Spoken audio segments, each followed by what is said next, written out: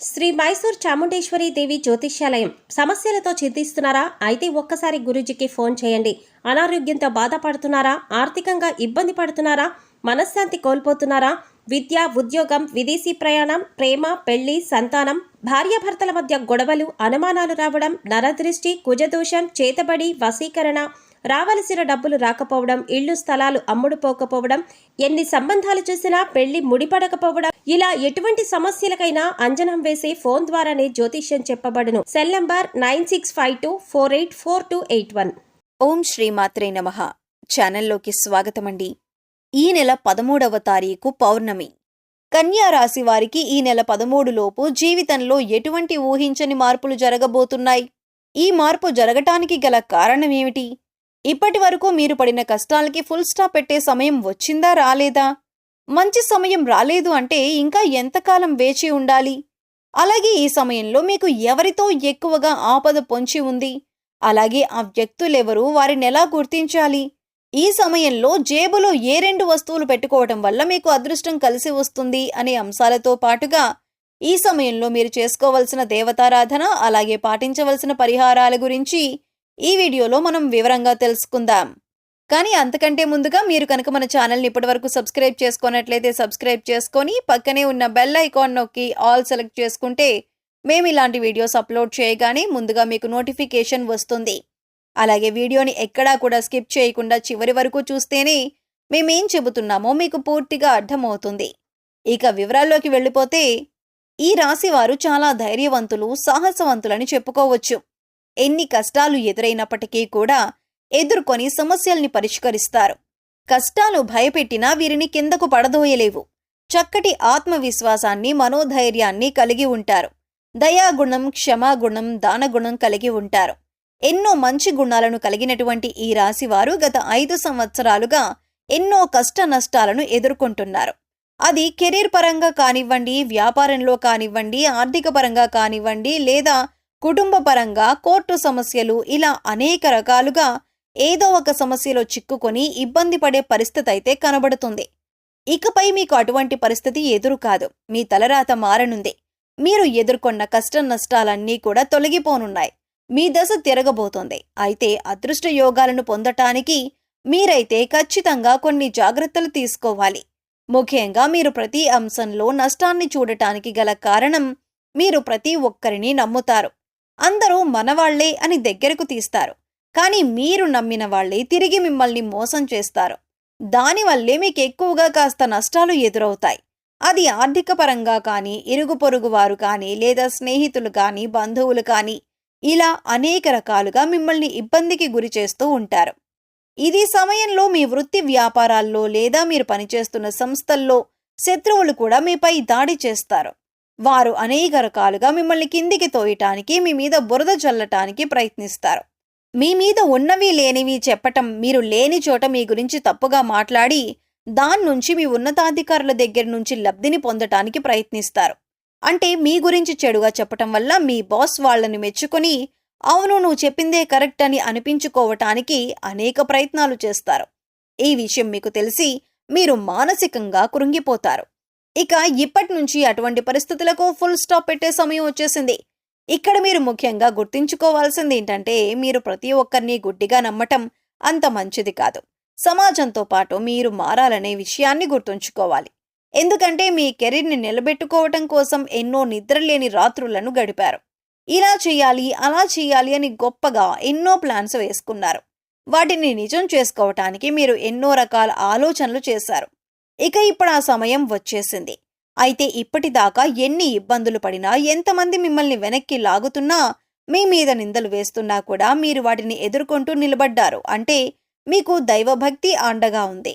కేవలం మీరు గత జన్మలో చేసిన పాపకర్మల యొక్క ఫలితాన్ని మీరు ఈ సమయంలో అనుభవిస్తున్నారు. కాబట్టి కష్టాల్లో కూరుకుపోయి ఉన్నారు. ఏం చేయాలో తెలియక, అలాగే కష్టాల నుంచి ఎలా బయటపడాలో అర్థం కాక విపరీతమైన ఆలోచన చేస్తున్నారు. అయితే మీకున్నటువంటి ముఖ్యమైన సమస్య అనేది తొలగిపోయే సమయం వచ్చేసింది. అమ్మవారి దయ వల్ల మీకు ఆ సమస్య నుంచి బయటపడటానికి ఒక మార్గం కనిపిస్తుంది. ఇక్కడ ముఖ్యంగా గుర్తుపెట్టుకోవాల్సింది ఏమిటంటే, దైవశక్తి మీతో ఉంది. ఆ శివ కుటుంబం యొక్క ఆశీస్సులు మీ కుటుంబం పైన ఉండటం వల్ల ఇంతకాలం మీరు ఎన్నో కష్టాలను దాటుకుంటూ ఇక్కడి వరకు వచ్చారు. ఇక ఇప్పటిదాకా మీరు ఏదైతే శుభవార్త వినాలని ఎదురు చూస్తున్నారో అది ఏ అంశంలోనైనా సరే ఆ శుభవార్తను మీరిప్పుడు వినబోతున్నారు. ఇటువంటి సంతోషకరమైన వార్తలు మీ జీవితాన్ని మార్చబోతున్నాయి. మీ జీవితంలో ఆనందం నిండిపోతుంది. ఎప్పటి నుంచో ఎదురు చూస్తున్న మీ కల నెరవేరుతుంది. ముఖ్యంగా మీ ఇరుగు పొరుగు వారు కానీ తెలిసిన వారు కానీ మీ మధ్యనే ఉంటూ మీపై కుట్రలు చేస్తున్నారు. వారెవరో మీరు గమనించి గుర్తించవలసిన అవసరం ఉంది. ఇక మీ రహస్య శత్రువులను మీరు నమ్మటం వలన మీకు అనేక రకాలుగా వారు ఇబ్బందులు కలిగిస్తున్నారు. ఇక మీరు గతంలో ఎన్నో రకాల ఇబ్బందులు పడి పెద్ద పెద్ద సమస్యల నుంచి కూడా చివరి దాకా వచ్చి వాటి నుంచి బయటపడిన సందర్భాలు కూడా ఉన్నాయి. ఇక ఇటువంటి సమస్యల నుంచి బయటపడటానికి మిమ్మల్ని ఆదుకున్నది ఆ శివయ్యే అని చెప్పొచ్చు. ఆ శివ పార్వతులే మీకు అండగా ఉన్నారు. ఇక ప్రతిరోజు కూడా మీరు నిత్య పూజ నిర్వహించటం, దేవుడికి దీపారాధన చేసుకోవటం, మీ ఇష్టదైవ నామస్మరణ చేసుకోవటం వల్ల మీకు అనేక రకాలుగా శుభాలు చేకూరుతాయి. కేవలం కష్టాల్లో ఉన్నప్పుడు మాత్రమే కాకుండా సుఖంలో ఉన్నప్పుడు కూడా దైవ నామస్మరణ చేసుకుంటే మిమ్మల్ని కంటికి రెప్పలా కాపాడుతున్న ఆ పరమేశ్వరుడికి నమస్కారం చేసుకుంటూ ఉండటం మంచిది అని సూచించడం జరుగుతుంది. ముఖ్యంగా మీరు కష్టాల్లో ఉన్నప్పుడు దేవుడు రక్షించలేదు కాబట్టి దేవుడు లేడనే భావన మీకు రాకూడదు. అందుకోసం ప్రతిరోజు కూడా దేవుడికి కృతజ్ఞతలు చెప్పుకుంటూ మిమ్మల్ని ఇప్పటిదాకా రక్షించినందుకు ఆ భగవంతుడికి కృతజ్ఞతలు చెప్పుకోండి. దేవుడి పైన మీ నమ్మకాన్ని ఎప్పుడూ అలానే ఉంచుకోండి.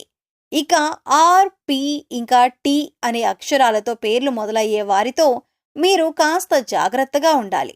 వారు మీ పక్కనే ఉంటూ మీ స్నేహితుల వలె నటిస్తూ మీ వెనకాల గోతులు తవ్వే అవకాశాలు ఎక్కువగా ఉన్నాయి. కాబట్టి మీరు వారి చేష్టలను కాస్త గమనిస్తూ ఉండాలి. ఈ సమయంలో మీరు రహస్య శత్రువుల్ని గుర్తించి గమనించి తగిన జాగ్రత్తలు తీసుకోవాలి. లేదంటే జీవితంలో నష్టపోయే అవకాశాలు ఎక్కువగా ఉంటాయి. ఇక ఈ సమయంలో మీరు చేసుకోవలసిన దేవతారాధన చూసుకున్నట్లయితే ప్రతి సోమవారం శివాలయానికి వెళ్లి అర్చన చేయించుకోండి. అలాగే మాస శివరాత్రి రోజున అభిషేకాన్ని నిర్వహించినట్లయితే శివుని యొక్క పరిపూర్ణమైన ఆశీస్సులు మీపై ఉంటాయి. ఇక ఈ సమయంలో ఈ రాశి వారు పాటించవలసిన పరిహారాలను చూసుకున్నట్లయితే ఆర్థిక పరంగా మీరు పురోగతి సాధించటానికి ఈ 2 వస్తువులు మీరు పర్సులో పెట్టుకోవాల్సి ఉంటుంది. పురుషులైతే మీ షర్ట్ జేబులో కానీ ప్యాంటు జేబులో కానీ పర్సులో కానీ పెట్టుకోండి. స్త్రీలైతే మీ హ్యాండ్ బ్యాగ్లో పెట్టుకోండి. అలాగే ఇంట్లో ఉండి బిజినెస్ చేసేవారు కానీ లేదా గృహిణులు కానీ మీకు గల్లాపెట్టెలో కానీ లేదా మీరు డబ్బులు దాచే ప్రదేశంలో కానీ ఈ వస్తువులు పెట్టుకోవచ్చు. ఆదివారం రోజున ఈ పరిహారం చేస్తే మంచి ఫలితాలు వస్తాయి. గురువారం రోజున దేవుడి వద్ద దీపారాధన చేసి 2 లవంగాలను అలాగే 2 యాలకులను లక్ష్మీదేవి ఫోటో దగ్గర పెట్టి వాటిని మీ పర్స్లో కానీ జేబులో కానీ డబ్బులు దాచే ప్రదేశాల్లో కానీ ఉంచటం వల్ల మీకు ధనం ఆకర్షింపబడుతుంది. వీటిని తరచుగా మనం మసాలా దినుసుల్లో వాడుతూ ఉంటాం. కాబట్టి లక్ష్మీదేవికి సుగంధ ద్రవ్యాలంటే చాలా ఇష్టం. ఇవి ధనాన్ని ఆకర్షిస్తాయి. సో చూశారు కదండి, ఈ నెల 13 లోపు కన్యా రాశి వారి జీవితంలో ఎటువంటి ఊహించని మార్పులు జరగబోతున్నాయి. ఈ సమయంలో మీకు ఎవరితో ఎక్కువ ఆపద పొంచి ఉంది, అలాగే ఆపద నుంచి ఎలా బయటపడాలి, ఈ సమయంలో మీరు చేసుకోవలసిన దేవతారాధన అలాగే పాటించవలసిన పరిహారాల గురించి ఈ వీడియోలో మనం వివరంగా తెలుసుకున్నాం కదా. ఈ వీడియో మీకు నచ్చినట్లయితే లైక్ చేయండి. మీ ఫ్రెండ్స్ అండ్ ఫ్యామిలీ మెంబర్స్లో ఎవరైనా కన్యా రాశి వారు ఉన్నట్లయితే వారితో ఈ వీడియోను షేర్ చేసుకోవడం మర్చిపోకండి.